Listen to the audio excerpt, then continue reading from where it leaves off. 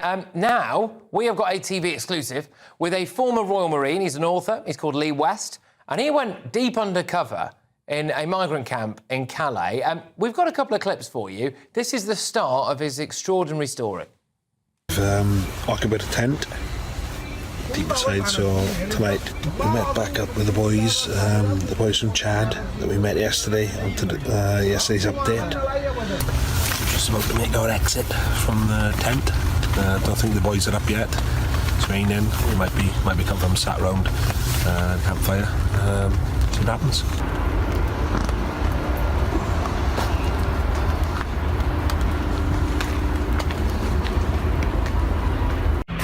From this angle, at the time it was still full of people, with fires inside the gym around, and we asked where the church was. This is what's been left. Well, I'm very pleased to say that I'm joined now by the man himself. Well, Lee, thank you very, very much. Great to have you on the show. Could you just take me through the beginning of your journey? So the French side of this. How did it all begin for you? Yeah, so a friend and me, Paul, every year we would go and live homeless for a week when on leave.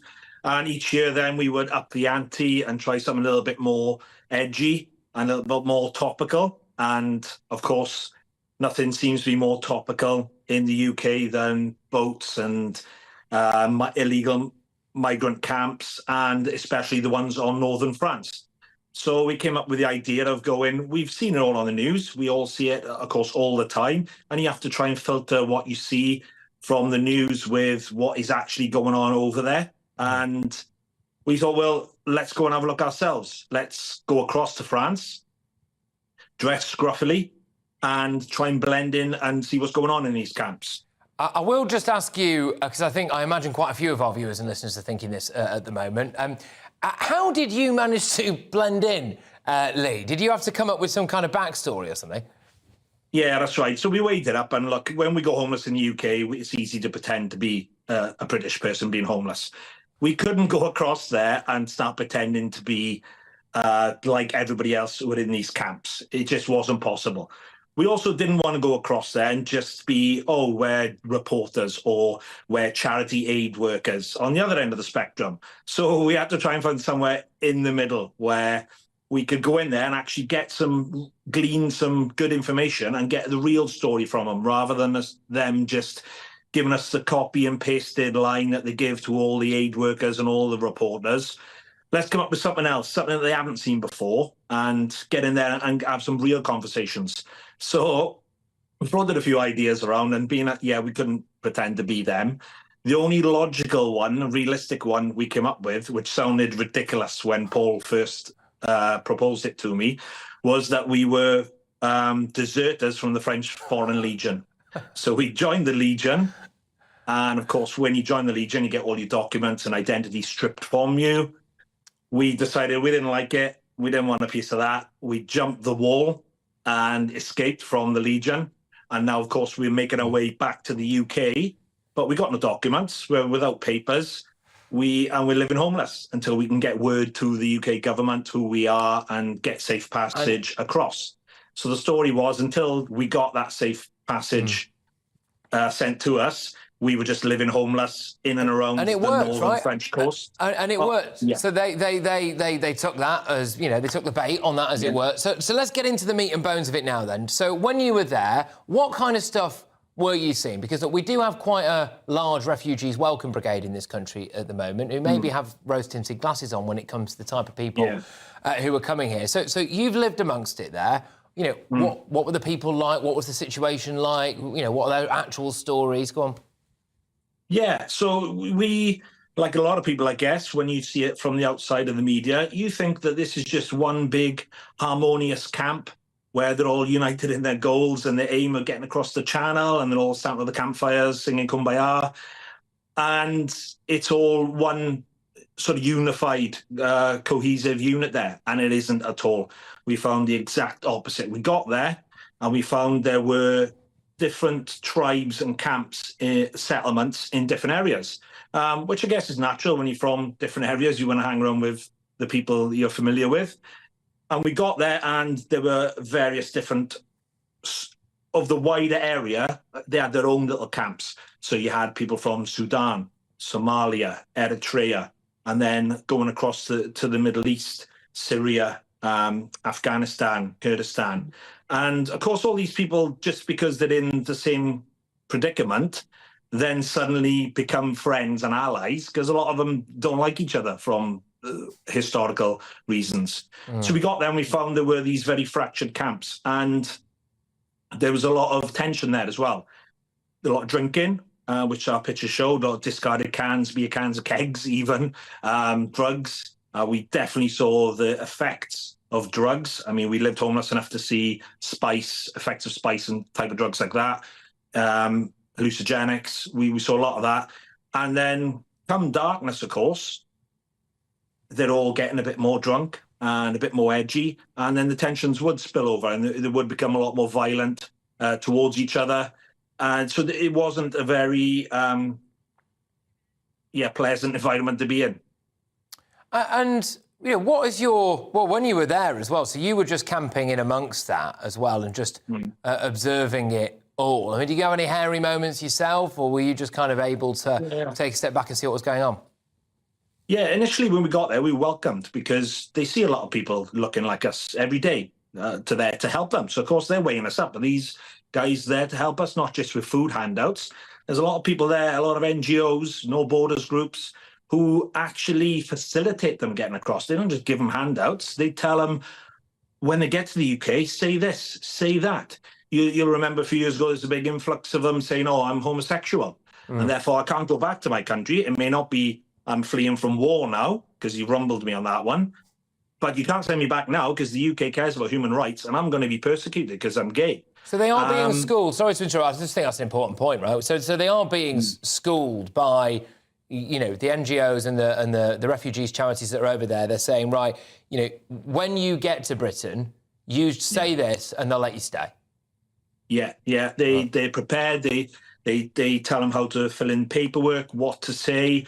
They're fully briefed up on what to do when they get there. And these are active. We met them. No Borders was the biggest one we came across, who were just so overt about their actions and what their purpose was. There should be no borders. Everyone should be able to go where they want, and we will help them do that. Right. And we saw that. So, of course, the people are looking at us thinking, well, are these here to help us as well? So initially, we were welcomed, and we embraced that. And we didn't want to just go probing them straight away. We just wanted to sit around the campfire. We had a few beers as well to blend in, as you do, and to relax us.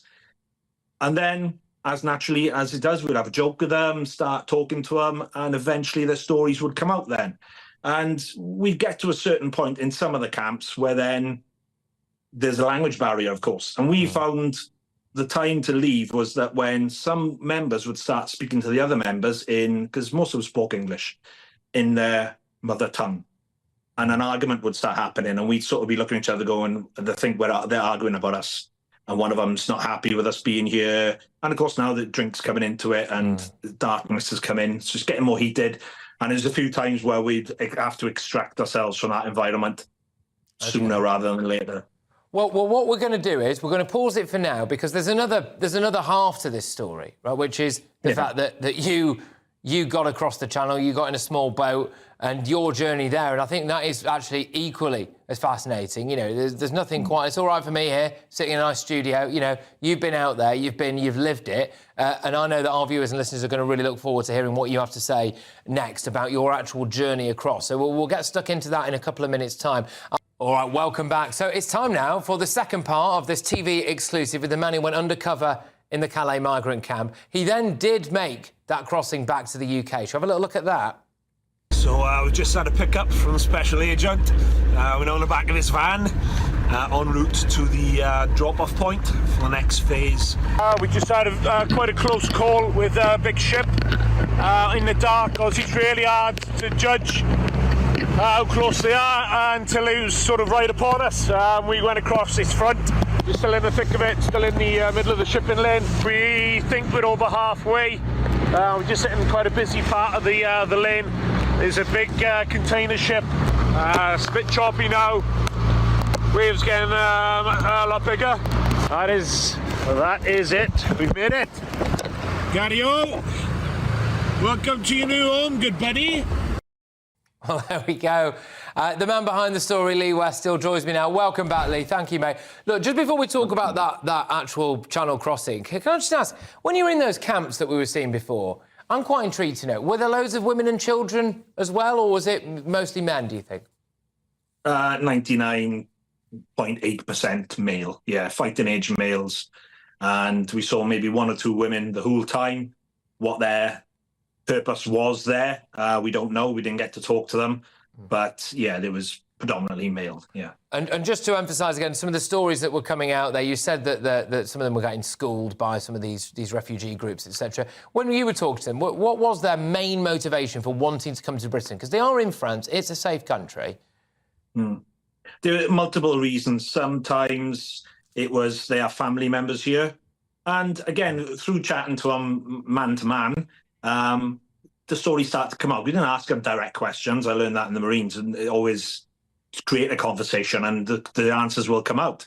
And not just to the family members because they wanted to be with their sister, but the family members have got contacts in the UK for work, whatever that might be. And of course, helping them settle there and all the rest of the stuff. So a lot of it was that they already had contacts here. And of course, then they'd been briefed by these NGOs that this is what you're entitled to. This is what you can get. The British government will give you this. It will allow you to have all these extra benefits. So a lot of it was materialistic reasons why they wanted to come to England. Because like you said, France, it's a modern country. It's one of the leading powers in Europe. Yeah. And they'll be very well looked after. I mean, most people would want to move to France out of England. Well, a lot of people have second homes in France, don't they, to be fair? In fact, a few people are off on holiday there as we speak. But Lee, we've still got a few minutes. I just want to ask about that crossing then. So how did you get in a boat? How did you get across? Just talk me through that, really, and then what that journey was like.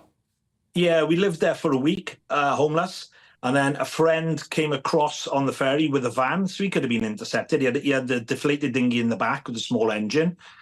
Met us after our 7 days of living in the camps on the French coast. We hadn't even pre-planned before we left to go to France where we were going to launch from. We did that from Google Maps while we were in the camps. We looked at Google Maps. There's a slipway into the channel. That's where we're going to go. So the first time we set eyes on where we're going to launch from was when we got there. So it could have been completely unsuitable. We got there. He met us with a boat. He was dressed as a Frenchman with a beret and a tash, which was a great bit of morale after 7 days living homeless in a camp. And a blow-up doll called Gary from Only Fools and Horses.